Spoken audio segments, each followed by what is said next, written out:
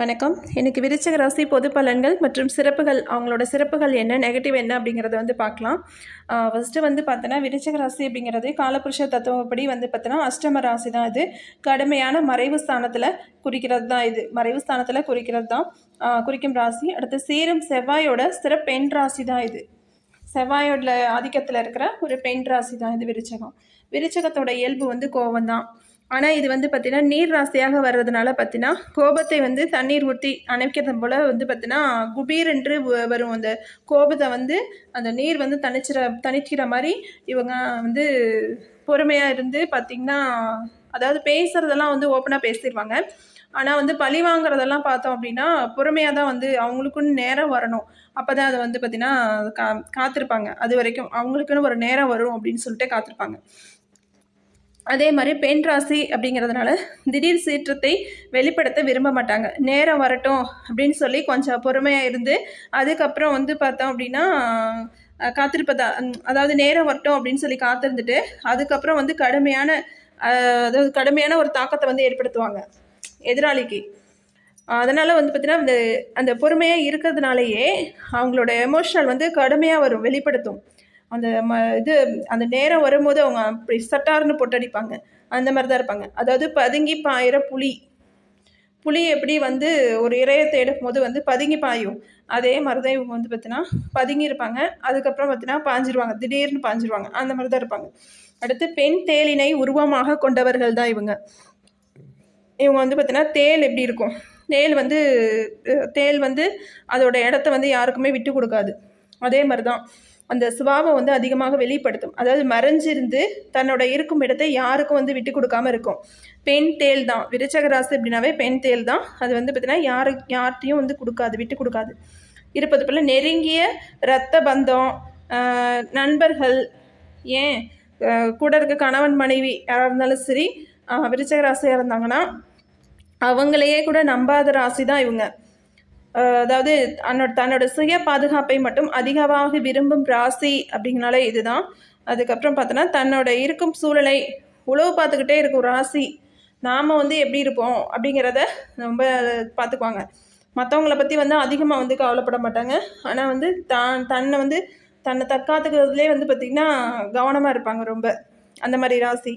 அடுத்து பார்த்தீங்கன்னா இடம் எங்கே இருக்கும் அப்படின்னு சொன்னால் பாறையோட இடுக்கு.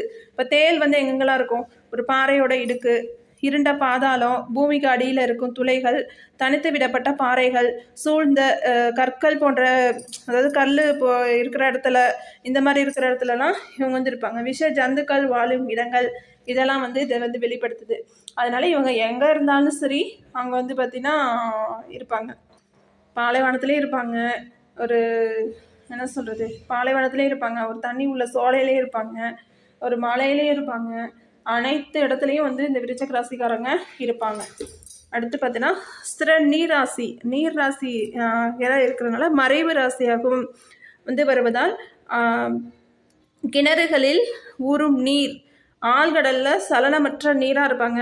ஆழ்துணை கிணற்ற நீர் ஆழமானதாகவும் அதே சமயம் சலனமே இல்லாத குளம், குட்டை, தேங்கிய நீர் இந்த இடத்துலலாம் குறிக்குது. அப்படிங்கிறனால இந்த இடத்துல இருக்கிறதுக்கும் இருக்குது, வாய்ப்புகள் இருக்குது. அடுத்து விருச்சிக ராசியிடம் மற்ற ராசிக்காரங்களிடம் இல்லாத சிறப்புகள் என்ன அப்படின்னு சொல்லி இப்போ பார்க்கலாம். அதாவது விருச்சிக ராசி அப்படின்னாவே பார்த்தீங்கன்னா அதிகம் ஆசைப்படாத ஒரு சாதாரணமான ஒரு வாழ்க்கையை தான் விரும்புவாங்க. அதிகமாக பார்த்தீங்கன்னா எதுக்கும் ஆசைப்பட மாட்டாங்க. ஒரு சாதாரணமாக இருப்பதான் அதாவது விரும்புவாங்க. அதுக்கப்புறம் பார்த்தீங்கன்னா அதாவது இயற்கையை நேசிக்கும் குணம் கொண்டவர்கள். அதாவது ஃபஸ்ட்டு பார்த்தோம் அப்படின்னா அவங்க எதையுமே எதுக்குமே ஆசைப்படாதவங்க அப்படின்னு சொல்லி பார்த்தோம். அதே மாதிரி பார்த்தோன்னா இவங்க இயற்கையை நேசிக்கும் குணம் இயற்கையாகவே அவங்ககிட்ட இருக்கும். அதாவது பிளான்ஸு, இந்த செடி கொடி வளர்க்குறது, இந்த செடிக்கு பார்த்தீங்கன்னா இந்த நிறைய செடி கொடி வச்சுக்கிறது, இந்த மாதிரி இருக்கிறதுலாம் அவங்க ரொம்ப விரும்புவாங்க. அதே மாதிரி எளிய உணவு தான் சாப்பிடுவாங்க. ஆனால் இவங்களுக்கு பார்த்தீங்கன்னா ராயல் ஃபுட் கிடைக்கும். கண்டிப்பாக உயர்தரமான உணவுகள் இவங்க சாப்பிடுவாங்க. ஏன்னா எளிய உணவை தான் விரும்புவாங்க. ஆனால் இவங்க விரும்பாமே இவங்களுக்கு கிடைக்கும். அதே மாதிரி நிறைய பார்த்தீங்கன்னா குடும்ப வாழ்க்கைக்கு தான் முக்கியத்துவம் கொடுப்பாங்க. நிறைய பேர் குடும்ப வாழ்க்கைக்கு தான் முக்கியத்துவம் கொடுப்பாங்க. சற்று உணர்ச்சி வசப்பட்டாலும் மனதளவில் பெரும் இழப்பை சந்தித்து உறுதியான மனம் அடைவாங்க. அதாவது சில வாழ்க்கையில் பட்ட கஷ்டத்தில் வந்து பார்த்தோன்னா மனதளவில் ரொம்ப இழப்பை வந்து சந்தித்து அதுக்கப்புறம் அதுலேருந்து வந்து ஸ்ட்ராங்காக எழுந்து வருவாங்க. அதாவது ஒரு ஃபீனிக்ஸ் பறவை வந்து எப்படி மேலே எழுந்து பறக்கும், அதே மாதிரி தான் இது வந்து பார்த்திங்கன்னா திரும்ப திரும்ப எவ்வளோ தான் கஷ்டம் வந்தாலும் சரி, அவங்க வந்து கஷ்டப்பட்டாலும் சரி, அதுலேருந்து மீண்டும் மேலே எழுந்து வந்துடுவாங்க அவங்க. அடுத்து புதுமையான எண்ணம் மற்றும் உயர்வான எண்ணம் கொண்டவர்கள். உயர்ந்த எண்ணங்கள் ஒரு புதுமையான எண்ணங்கள் இந்த மாதிரி தான் அவங்கக்கிட்ட இருக்கும். இந்த பழமைவாதத்தெல்லாம் அவங்க விரும்ப மாட்டாங்க ரொம்ப அதிகமாக. அடுத்து அதிக கற்பனை திறம் வந்து படைத்தவர்கள்.